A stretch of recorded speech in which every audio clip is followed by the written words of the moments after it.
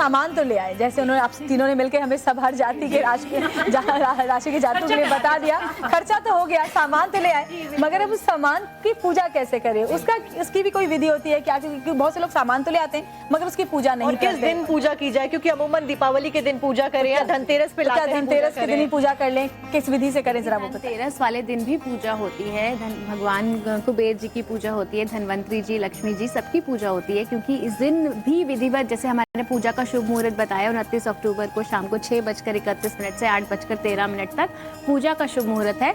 तो देखिए यहाँ पे जिस तरह से सजा हुआ है, आप देखिए पूजन विधि की यदि हम बात करें तो कुबेर जी की मूर्ति जो है ये लाल चौकी पे आपने लाल कलर का जो वस्त्र बिछा रखा है। ऐसे ही चौकी में सबसे पहले आप एक स्वास्तिक बना लें, उसके ऊपर लाल कपड़ा बिछा लें, और फिर जैसे यहाँ पे थोड़ा सा धान की डेरी है उसके ऊपर कुबेर जी की मूर्ति स्थापित की गई है, जो अपने आप में बहुत शुभ है। कभी भी मूर्ति ऐसे नहीं रखते हैं, नीचे कुछ ना कुछ रखे, पुष्प रखिए या धान की ढेरी रखिए, उसमें आप रख सकते हैं।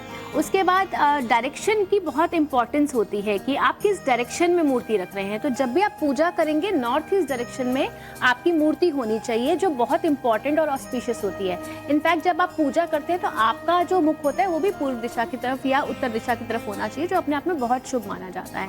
और हम शुरुआत करते हैं मूर्ति के शुद्धिकरण से। आप गंगा जल छिड़किए मूर्तियों को, पहले पूरा एरिया आप साफ कीजिए, चौकी बिछाइए, फिर मूर्तियों का शुद्धिकरण कीजिए। उसके बाद आप क्या करेंगे, आप देखिए आपने जिस तरह से इनको पुष्प का हार पहनाया है, आप तिलक लगाएंगे भगवान की मूर्ति को। लक्ष्मी जी की मूर्ति के साथ हम एक सुपारी भी जरूर रखते हैं, जो विष्णु भगवान का प्रतीक माना जाता है, और उसको भी आप करें। और सारी मूर्तियां इस समय हम साथ में रखते हैं। कौन सी मूर्ति की पूजा करें, क्योंकि जैसे ये मिट्टी की मूर्ति है, लोग मिट्टी की मूर्ति की पूजा करते हैं, कुछ लोग अष्ट धातु की मूर्ति की पूजा करते हैं, और कुछ लोग मिट्टी की मूर्ति की पूजा करने के बाद उसको विसर्जित भी कर देते हैं। तो कौन सी मूर्ति की पूजा शुभ मानी जाती है? देखिए वैसे तो सामर्थ्य के अनुसार आप अपने यहाँ कोई भी मूर्ति ले सकते हैं। जो लोग सोने चांदी की मूर्ति अफोर्ड कर सकते हैं वो सोने चांदी की ले। मिट्टी की मूर्ति भी शुभ मानी जाती है, लेकिन कुछ लोग सीमेंट या प्लास्टर ऑफ पेरिस की जो मूर्ति लेते हैं वो कभी नहीं लेनी चाहिए। लोहे की या स्टील की मूर्ति नहीं लेनी चाहिए। आप पंच धातु की मूर्ति लीजिए, आप सोने की लीजिए, आप चांदी की लीजिए, आप मिट्टी की लीजिए। और जब विसर्जन की बात आती है तो ये बहुत इंपॉर्टेंट है, क्योंकि देखिए हम 5 दिन पूजा करते हैं, उसके बाद विसर्जन के टाइम पे हम ऐसे ही मूर्ति को छोड़ देते हैं, जो बहुत शुभ नहीं होता है। मूर्ति विसर्जन का भी प्रॉपर तरीका होता है। आप जब मूर्ति विसर्जित करने वाले होते हैं तो उस समय आपको क्या करना है, आपको उसको लाल कपड़े में लपेट के थोड़े से अक्षत, थोड़े से फूल डाल के आप उसे बहते जल में या किसी नदी में प्रवाहित कीजिए। अगर आपके घर के आसपास कोई नदी नहीं है, बहता जल नहीं है, तो आप उसे मंदिर के पुजारी जी को दे दीजिए कि वो अपने हिसाब से उसको विसर्जित कर दें। कुछ लोग जो होते हैं, जैसे मिट्टी की मूर्ति होती है, आप अपने घर में एक पानी का पात्र लेके उसमें छोड़ दीजिए, उसी में ही विसर्जित हो जाए मूर्ति।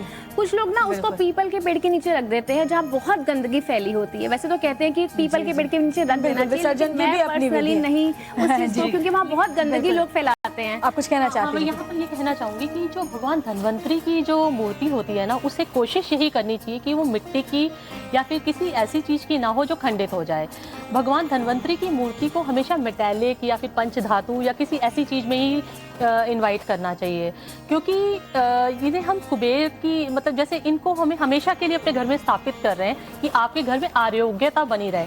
हम वो मूर्तियां जिनको विसर्जित करते हैं उनका एक पूरा एक रीजन होता है कि हमने जैसे गणपति अपने घर में लेकर आए कि वो आए आपके घर और उसके बाद उनको उनके लोक वापस भेजना है, तो हम उनको फिर विसर्जित करते हैं। लेकिन हम धनवंतरी जी को अपने घर में रख रहे हैं कि आप हमारे घर में आरोग्यता प्रदान करें, तो इसलिए हम उनको रखते हैं। इसीलिए कुबेर की भी जो मूर्ति होती है वो भी हम लोग मिट्टी की नहीं रखते। बहुत बहुत अच्छी बात है। बाला जी आपसे ये जानना चाहूंगी, विसर्जित होती हैं जो अगर हमारी खंडित हो जाती हैं तो हम उन्हें विसर्जित।